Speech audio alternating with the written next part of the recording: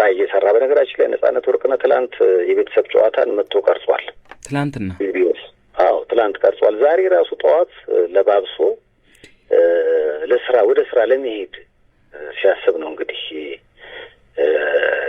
ይሄ ድንገተኛ ህልፈት የተከሰተውና በጣም አስደንጋጭ ቀን ነው። እኔ ምን እንደምል አላውቅም። በጣም ነው ያዘንኩት። ያው መረጃ መስጠት ስላለብኝ እዛው ለቅሶ ቤት ሆኜ ነው የደወልከውና ቀብሩ መቼ ሆነ ሰይፉ?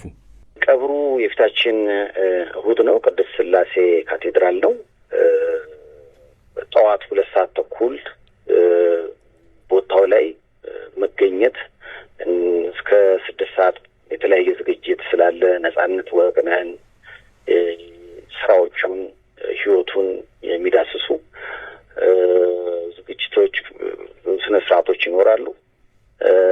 6 ሰዓት ሲል ነው ስርዓተ ቀብሩ የሚፈጸመው። ተወዳጁ አርቲስት የነጻነት ወርቅነህ ህልፈትን በተመለከተ መረጃዎችን ሊያደርሰን ሰይፉ የስልክ መስመራችን ላይ ይገኛል። ሄሎ ሰይፉ፣ እንደምን አለህ? ቢኒ፣ እንግዲህ ዛሬ በጣም ጥቁር ቀን ነው ሊባል ይችላል። ምክንያቱም በኢትዮጵያ ኪነ ጥበብ በተለይ በፊልሙ በቲያትሩ ለአመታት ሳቅ በመፍጠር የሚታወቀው የብዙዎች የደስታ ምንጭ የሆነው ነጻነት ወርቅነህ ከዚህ ዓለም በሞት መለየቱን የሰማንበት ቀን ነው ዛሬ። እንግዲህ ለአድናቂዎቹ፣ ለቤተሰቦቹ፣ በአጠቃላይ ለመላ ኢትዮጵያውያን መጽናናትን እንመኛለን። ለሱም እንግዲህ እግዚአብሔር በአጸደ ገነት ነፍሱን እንዲያኖር እንመኛለን። በጣም አሳዛኝ ክስተት ነው። በነገራችን ላይ በጣም ሊሰራ ገና እየሰራ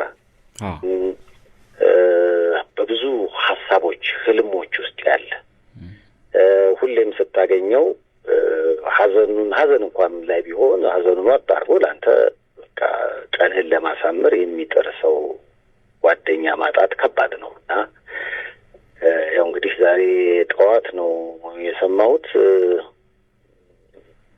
ትንሽ አመም ያደረገው ነበረ ከአሁን በፊትም በዚህ ጉዳይ ላይ እሱም ለሕክምና ወጣ ባለበት አጋጣሚ አንድ ፎቶ አጋርቶን ነበርና ከዛ ጋር በተገናኘ ደህና ነኝ፣ ያን ያህል ለዚህ የሚያበቃም አልነበረም። ጤንነቱ በጣም ተስተካክሎ ስራ እየሰራ በነገራችን ላይ ነጻነት ወርቅነህ ትላንት የቤተሰብ ጨዋታን መጥቶ ቀርጿል።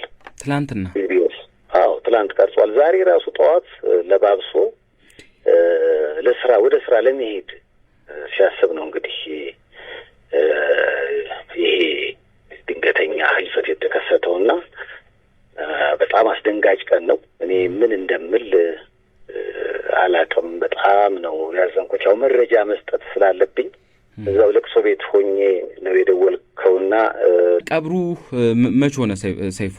ቀብሩ የፊታችን እሁድ ነው። ቅድስት ሥላሴ ካቴድራል ነው። ጠዋት 2 ሰዓት ተኩል ቦታው ላይ መገኘት እስከ 6 ሰዓት የተለያየ ዝግጅት ስላለ ነጻነት ወርቅነህን ስራዎቹን ህይወቱን የሚዳስሱ ዝግጅቶች ስነ ስርዓቶች ይኖራሉ። 6 ሰዓት ሲል ነው ስርዓተ ቀብሩ የሚፈጸመው።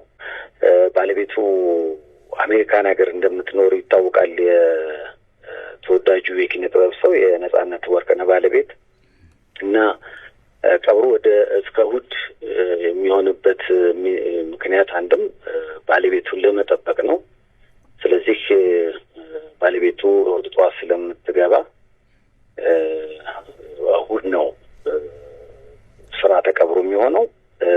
ምክንያቱም ከሰዓት በኋላ ታቦትም ስለሚወጣ በዚህ አጋጣሚ አድናቂዎቹ፣ መላው ቤተሰቦቹ፣ ወዳጅ ዘመዶቹ ይህን መረጃ ልብ ሊሉ ይገባል። ምክንያቱም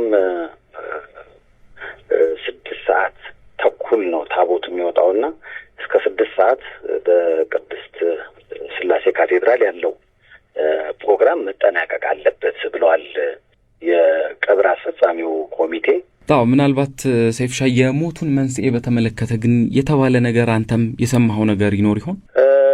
እንግዲህ ተፈጥሯዊ አሟሟት ነው ማለት ያመው ነበረ በተለያየ ጊዜ እኛም እንደ ቤተሰብ እንደ ጓደኛ የምናውቀው ነገር አለ። ግን አሁን ደግሞ መጨረሻ ላይ ተሽሎት ነገር ነበረ። እየታገለ ነው አንዳንዴ የሚሰራው እንጂ ህመም አለ። ያ ህመም እንግዲህ በጊዜ ሂደት ይሻለው ይሆን? አንዳንዴ ይሻልህና አንዳንዴ ደግሞ ሳይሻልህ ይቀር የለ። ልክ እንደዛ ነገር ሆዶ በቃ እየተሻለው እኔ ተገናኝተናል። የዛሬ 15 ቀን አግኝቼዋለሁ። እኔ ለሰይፉ ቤቤስ ቀረጻ ስገባ እሱ ቤተሰብ ጨዋታ ቀርጾ ሲወጣ እና በጣም በቃ እንደውም በቃ አማረብህ ተባብለን በቃ አምሮበት በቃ በጣም ለየት ያለ ነገር ባይቻው የተሻለኝ ነው። በቃ ጥሩ ላይ ነኝ። በጣም የሚገርመው ነገር ፍሬሽማን የሚለውን ቲያትር አውሮፓ ይዘው ለመሄድ ከነ አስናቀ ጋር ተነጋግረው ወዳጁን አስናቀ ሪሄርሳል ላይ ነበሩ። እየተጠና ነበረ እና አውሮፓን ለመዞር ማለት ነው። እና በቃ ትልልቅ ሀሳቦች የነበሩት ለቤተሰቡ ለልጆቹ የተለየ ፍቅር ያለው ሀገሩን የሚወድ በዚህ ላይ ሳቅ ለመፍጠር ሁልጊዜ የማይተኛ ግን ደግሞ እሱ ምናልባት አንዳንዴ ሀዘንም ስሜት ውስጥ ሊሆን ይችላል ወይ ደግሞ ምናልባት የማያስደሰት ስሜት ውስጥ ሆኖ ግን ለአንተ ደስታ የሚጨነቅ ሰው ነው። ነጻነት እንግዲህ ብዙ አመት ነው የማውቀው። 2 3 4 ጊዜ ኢንተርቪው አድርጌዋለሁ። በጣም ስል የሆነ አእምሮ ነው ያለው። ፈጣን ነው። ለቀልድ ብቻ የተፈጠረ ነው እና ግን አንዳንዴ በተለይ አሁን እንደ ሶሻል ሚዲያዎች ላይ የሚጽፋቸው ጠንከር ያሉ ጥቅስ የሚመስሉ ነገሮች ነበሩና ይገርመኝ ነበር። እንዴ በአካል የምናገኘው ወይም ስንገናኝ የምንጨዋወተው ያ በጣም ቀልድን መሰረት ያደረገው ነጻነት፣ እርግጥ በቀልዶች ውስጥም ቁም ነገር አለ። ግን በፌስቡክ ላይ ፖስት የሚያደርጋቸው ነገሮች አንዳንዴ ከነጻነት የማጠብቃቸው ነው እና የተለዩ ናቸው እና እስከ ትናንትና ድረስ በጣም በቃ በሰል ያሉ መልእክቶችን ባለ ሶሻል ሚዲያዎች ላይ ሲያጋራ ነበርና እንግዲህ እነዚህ አዲስ ሲኒማ ስለመስራት እያወራን አዲስ አሁን ፍሬሽማንን አውሮፓ ይዞ ስለመሄድ እያሰበ በጣም በቃ ልዩ በሆነ የመኖር ጉጉት ውስጥ እያለ ነው እንግዲህ ድንገት ያጣ ነውና ዛሬ ያው በጣም አሳዛኝ ዜና ነው፣ መርዶ ነው የሰማነው። ለኢትዮጵያ ደግሞ በጣም ጥቁር ቀን ነው። በጣም አሳዛኝ ቀን ነው። ብዙዎች ይደውላሉ፣ ቀብሩ መቼ ነው የት ነው ይላሉ። ቅዱስ ሥላሴ ካቴድራል የፊታችን እሑድ ጠዋት ከ2 ሰዓት ተኩል ጀምሮ የተለያዩ ስነ ስርዓቶች ይኖራሉ።